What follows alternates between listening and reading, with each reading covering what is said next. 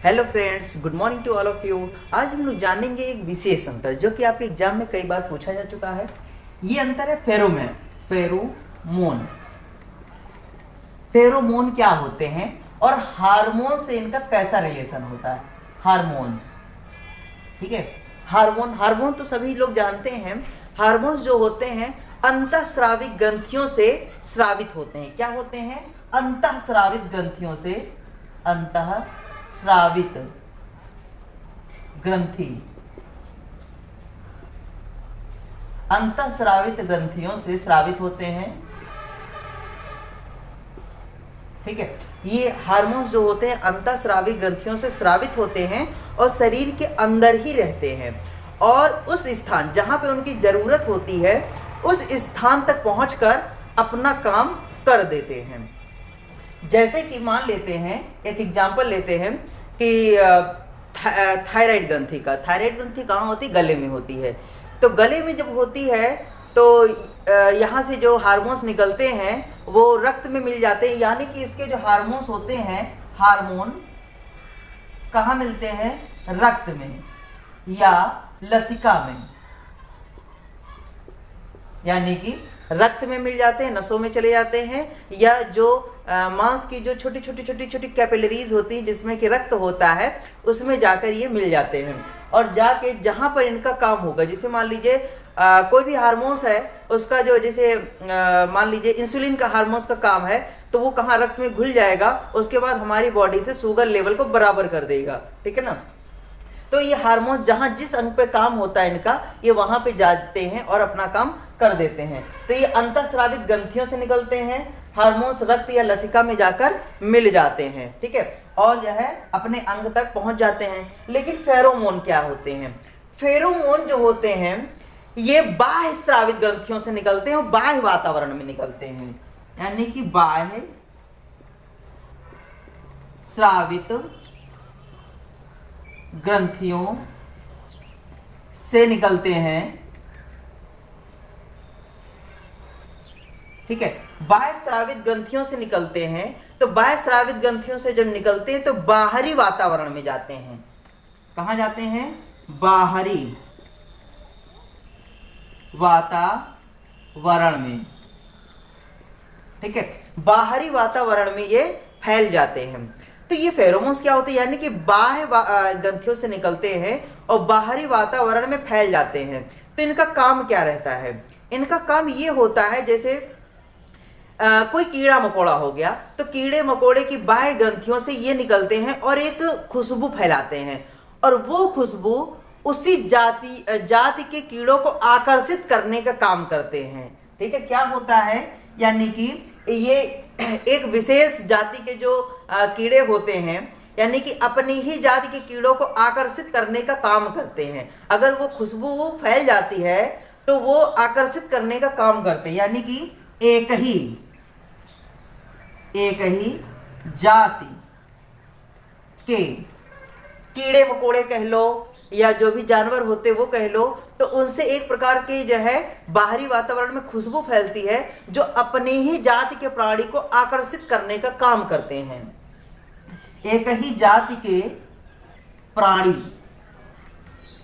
एक ही जाति के प्राणी जो होते हैं एक दूसरे के प्रति आकर्षित होते हैं, एक दूसरे के प्रति आकर्षित होते हैं,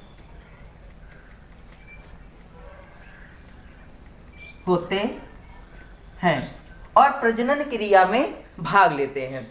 तो ये हार्मोन्स होते हैं जो हमारे अंतःस्रावी ग्रंथियों से निकलते हैं और शरीर के अंदर ही रहते हैं और अंग तक पहुंचकर अपना कार्य को निष्पादित करते हैं। और ये जो फेरोमोन्स होते हैं ये बाह्य स्रावी ग्रंथियों से निकलते हैं, बाहरी वातावरण में फैल जाते हैं और अपने साथी को आकर्षित करने का काम करते हैं और फिर प्रजनन जैसी गतिविधियों को जो है करते हैं जाके। ठीक है ना।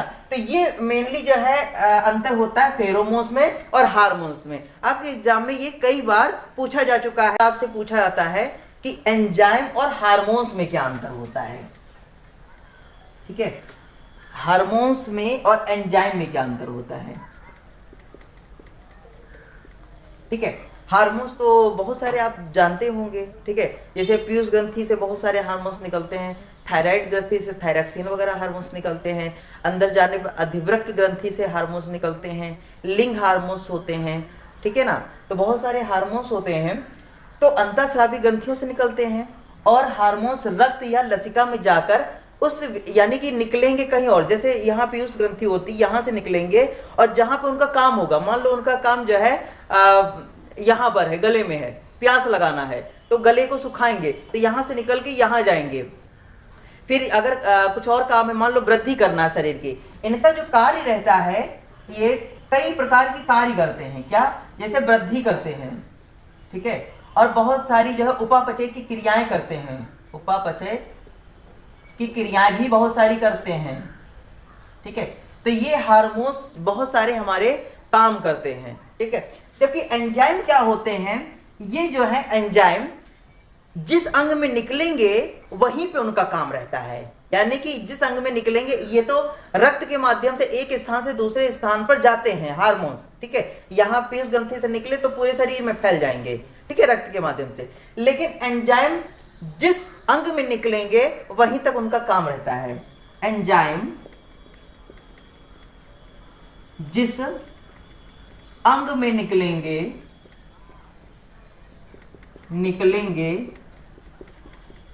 वही काम करेंगे। जैसे कि एक एंजाइम का हम एक उदाहरण दे रहे हैं, जैसे रेनिन हो गया या पेप्सिन हो गया, ठीक है। तो रेनिन मान लीजिए या पेप्सिन मान लीजिए, पेप्सिन, ठीक है ना, या माल्टेज हो गया, कुछ भी एक एंजाइम ले लेते हैं, जैसे पेप्सिन हो गया मान लीजिए। तो पेप्सिन जो हो गया आपके अमाशय में निकला, ठीक है, अमाशय में जठर रस से पेप्सिन निकला। तो जठर रस से पेप्सिन निकला तो पेप्सिन क्या करेगा, प्रोटीन को पचाएगा, और उसका काम केवल और केवल अमाशय में ही रहेगा। जो अमाशय होता है, खाना जाता है, 4 घंटे वहां रुकता है, वहां पे जठर रस निकलता है, जठर रस में पेप्सिन तथा रेनिन होते हैं। तो पेप्सिन का काम यही होता है कि वो प्रोटीन को पचा दे, और उसका काम केवल वहीं तक सीमित रहता है, यानी कि अमाशय तक ही सीमित रहेगा और उसके आगे फिर नहीं जाएगा।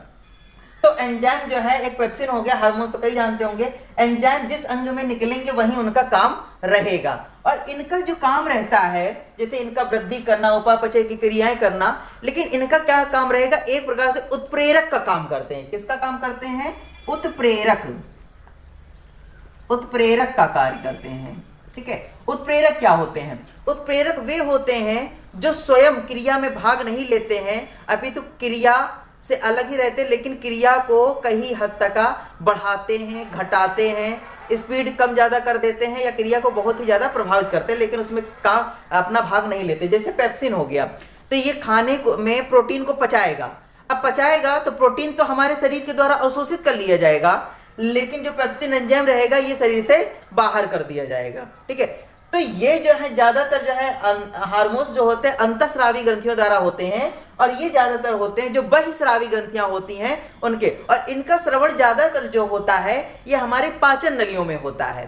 तो पाचन नली में जितनी भी चीजें पाचन, चाहे वो जठर रस हो, चाहे से पित्त रस हो, लीवर का पित्त रस हो, वो सभी हमारे पाचन नलियों में गिरता है और फिर वो बाहर निकल जाता है। तो जो बाहर निकल जाता है उसे कहते हैं बाह्यस्रावी ग्रंथियां, जैसे कि लीवर हो गया, जैसे कि जो है ये जठर रस वाली ग्रंथियां हो गई, या जैसे कि मान लीजिए अग्न्याशय की कुछ ग्रंथियां हो गई। तो ये सभी जिनका रस शरीर के बाहर निकल जाता है, यानी कि जो पाचन नलियों में गिरते हैं रस, वो सभी जो होते हैं बहिस्रावी ग्रंथियां होती हैं, ठीक है। तो उत्प्रेरक का कार्य कुल मिला के करते हैं ये, और ये जो है कार्य इनका वृद्धि करना, उपापचय की क्रिया करना, पूरे शरीर का बैलेंस करना, इनके बहुत काम होते हैं ये। और ये केवल प्रोटीन के बनते हैं, केवल प्रोटीन के बनते हैं, ये केवल प्रोटीन के बने होते हैं। अगर एंजाइम पूछा जाए किससे बनते हैं, तो एंजाइम केवल और केवल प्रोटीन के बनते हैं। अगर ये पूछा जाए किससे बनते हैं, तो ये प्रोटीन के भी बनते हैं, ग्लाइकोप्रोटीन के भी बनते हैं। प्रोटीन, ग्लाइकोप्रोटीन क्या होता है, जैसे हमारे ब्लड में हो तो प्रोटीन के बनते हैं, ग्लाइकोप्रोटीन के भी बनते हैं, स्टेरॉयड के भी बनते हैं। स्टेरॉयड क्या होता है, एक प्रकार से वसा हो जाता है। स्टेरॉयड जो होता है एक प्रकार से वसा हो जाता है, जो कि जो है क्या कहते हैं, रक्त में घुलता नहीं है, वो जो है स्टेरॉइड जो होते हैं रक्त में घुलेंगे नहीं, एक प्रकार से तेलीय द्रव होता है जो कि उस विशेष स्थान पे जाएगा और वहीं पे अपनी क्रिया करेगा जाकर। तो स्टेरॉइड्स के होते हैं, पॉलीपेप्टाइड के होते हैं, पॉलीपेप्टाइड, ठीक है, ये हो सकते हैं। तो हार्मोन्स जो होते हैं अलग अलग, क्योंकि बहुत तरीके के हार्मोन्स होते हैं और उन्हें एक स्थान से दूसरे स्थान पे सुरक्षित पहुंचाना होता है अपने शरीर के अंदर, इसलिए उनको विशेष टेक्निक पे हर हार्मोन जो होता है विशेष पदार्थ से मिलकर बना होता है। यहाँ पे हार्मोन, इनका एंजाइम का क्या काम रहता है, ये अपने ही अंगों में बनते हैं और वहीं पे कार्य करते हैं, इसीलिए केवल ये प्रोटीन के बने होते हैं, ठीक है ना। तो ये मेनली जो है अंतर हो गया इनका एंजाइम्स का और हार्मोन्स का, जो कि आपके एग्जाम में काफी ज्यादा पूछे आ सकते हैं, समझ लीजिए, ठीक है। फिर मिलते हैं एक नए वीडियो में एक नए टाइटल के साथ, तब तक के लिए हमें